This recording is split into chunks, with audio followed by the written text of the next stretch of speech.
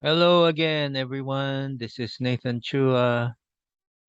Welcome again to my vlog for this week. And last week, I had an interview with Dr. Blake Evans. And thank you all for those who watched it and for those who still haven't seen it. It was a very interesting interview and hope you get to see it on this channel. Okay. So again, this is Nathan Chua. I'm a counselor here in the Philippines. And please do visit my website, onelifeonly.net, if you want to learn more about me and what I do and how we can be of help to you. All right. So today I'm going to talk about one of my favorite topics again. It's anger. And why? Because this is something that I have struggled with for a long, long time in my life. And it sadly has cost me a lot in terms of my friendships, opportunities that I miss because uh, I had a uh, mismanagement or a an outburst that I couldn't, let's say, keep myself from doing, and it has cost me quite a bit in terms of my personal career and also my relationships, of course. And this is why I have a very strong advocacy for anger because I want to help people, young or old, to see the beauty there is in anger and why we miss the beauty because we are so busy trying to get rid of our anger. But today, that's not topic. This is more like a deeper look into what anger involves. And there are actually, in my opinion, two steps that we can watch out for, okay, in our anger. So, why did I say two steps? Because we normally think that anger is just one step. You get angry, so you blurt out some hurtful words, or you, let's say, walk out, or start screaming and yelling, or start to even hit someone physically. So, I mean, hit someone. All right. So it's uh it's a tricky one because we think that anger causes us to do things that we don't want to do. So that's why I thought about sharing this and letting you know that there are actually two steps. It's not one step. Okay. So let me read the article for you. For those who are listening to this on Spotify, I call this a blogcast because it's my blog post that I just read to you guys. All right. So it's a combination of a blog post and a podcast. All right. So let me start with the article. Let's slow down here for a moment. These are some words you would often hear me say to my clients. It sounds like a weird request. I can almost hear the client mumbling inside. What does slowing down have anything to do with counseling? I'm here to get some kind of resolution to my concerns.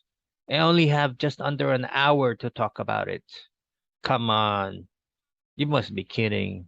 Why do you want me to slow down? I want to make the most of my hour here, right? Okay. So that's probably what's going on in most clients' minds if I say slow down, or let's pause here for a moment. All right. And that's understandable. When I started off with my own therapy, I would kind of question why, Anyway, so but nonetheless, that was uh probably not act therapy by that back then, but it's similar. Sometimes I get to hear that from my therapist But for me, that's how I do my practice. All right. So, a big part of mindfulness based therapies like ACT or acceptance and commitment therapy is developing the capacity to slow down. Like sitting, it's pretty slow, right? It's actually not moving, it's just sitting there. You're still. Okay. So, if we follow the news, we'd see how fast our minds work and how critical it is to slow down. We might have been witness to some incidents where a cop or a police officer who has had a spotless record all of a sudden commits a violent crime that upends a lifetime's work and dedication. How does this happen? Right? I mean, uh, I don't know about folks in the US. I know that some of the incidents there have involved cops who had some record of wrongdoing in the past. But here we had an incident where in the Philippines, we had an incident where there was an officer who was off duty and he had a sterling record. He had a Facebook page that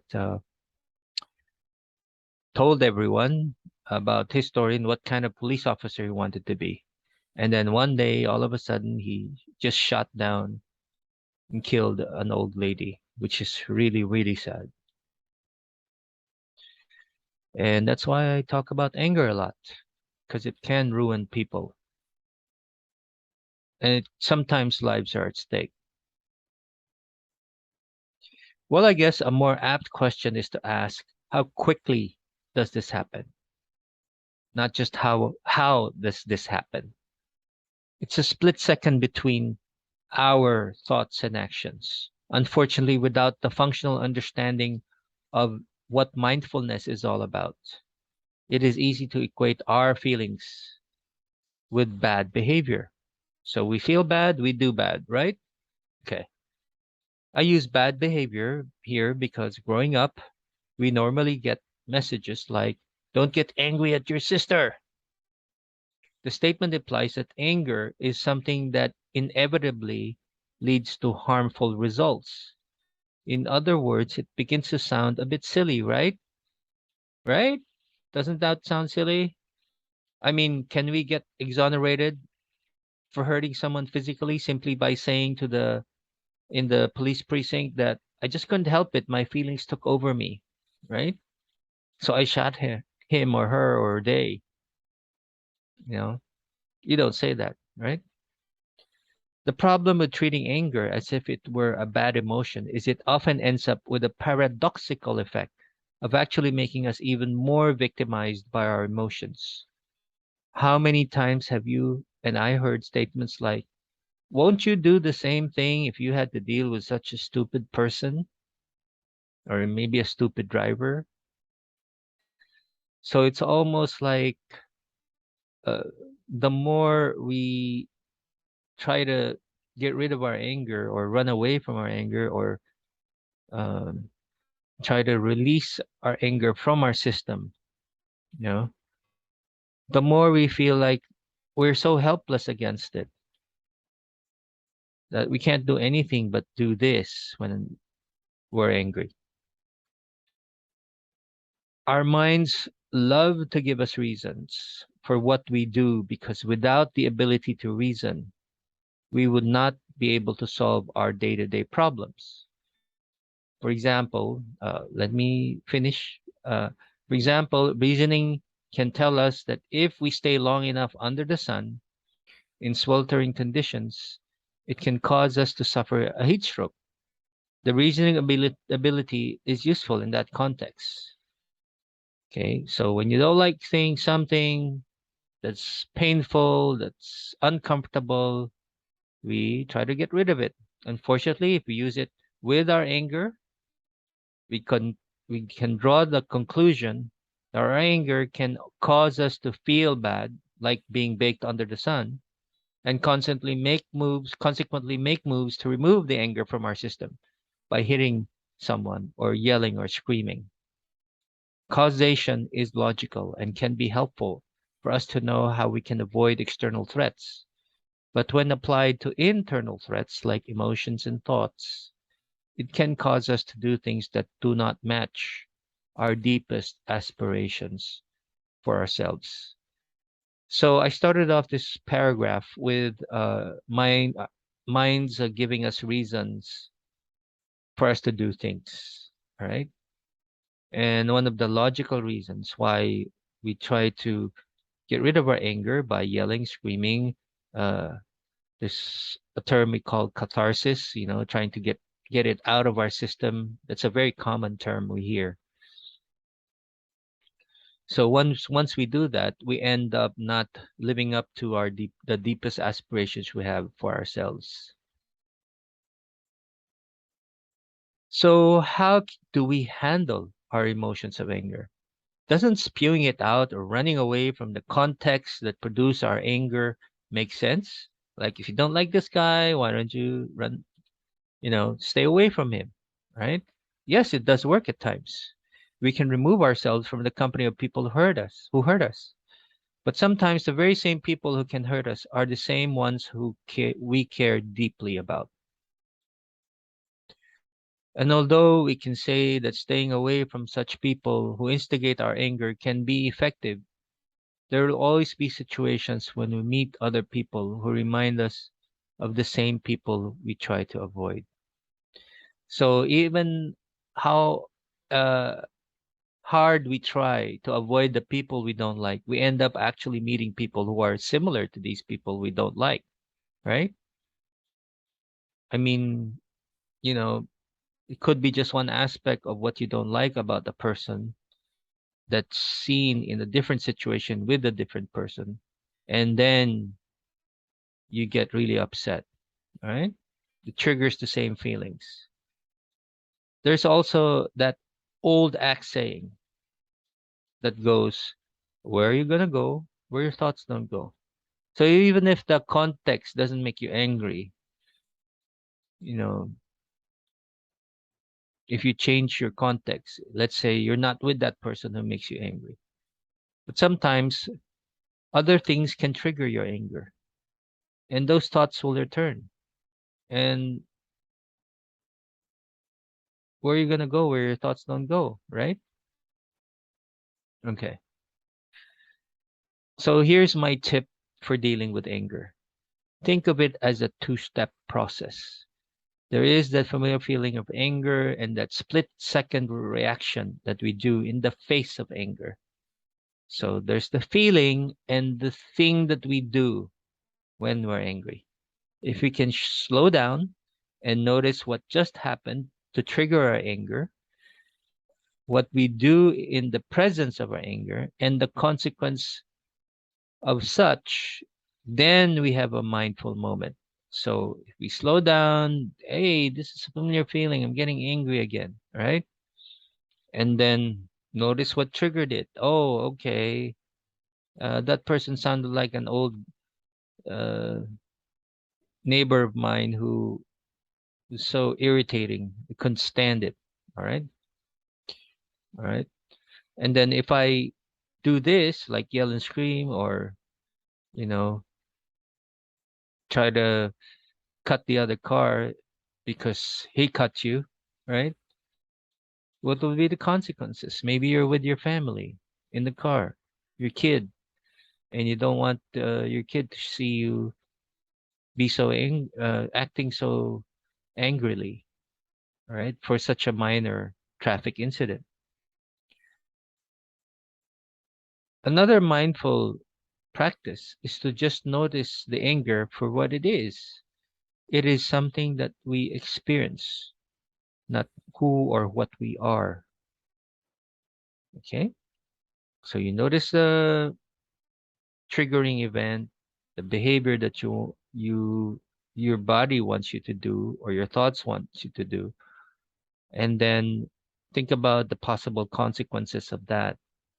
And the other thing is just to notice the anger and notice it as an experience. You're not a walking anger, right? You're not anger itself. It's a feeling that we all have. All right. So then we go on to notice or noticing or minding what is important for us in those moments. All right. What do we want to be about in those challenging moments? Are we going to do what our minds tell us will get us out of the angry feelings? Or are we going to stay with the anger and still be what we set out to be in those moments? In other words, we as humans are capable of long term thinking and seeing the big picture, right? So, what do we want to be in those challenging moments, right? So, are you going to do the logical thing or the psychological thing, right? Are we going to try and get rid of our angry feelings, or are we going to stay with it, all right, and still be moving towards the direction we want before the anger came, all right? So if something or someone truly matters to us, then all else can fade into the background. We can stay grounded and be kind to the people that we love, who can also be the very people who can make us feel angry. Mindfulness of values tells us that there's something more important here than just trying to get rid of the angry feelings we have. Like maybe your most cherished relationship is on the line, and it's all worth the pain of anger. Pause, slow down, stay with it, and be kind. All right. So, if you want to read this blog post, it's on my website, onelifeonly.net, and just go to the category under, I think, blog posts or One Life Only blog, sorry. And you'll have a listing of all the past articles I've written until since before I got hacked, or after, sorry, I got hacked. My website got hacked. Anyway, so hope you enjoyed this little piece I wrote and read to you, and this little video presentation that I created for you. And be loving, be kind, and be yourself, and you'll see the beauty that we all have in us as human beings, that we are capable of so many great things that we always knew we had, but sometimes we forget. All right. So bye for now. You guys take care. And until my next, by the way, don't forget to like and subscribe. Bye bye.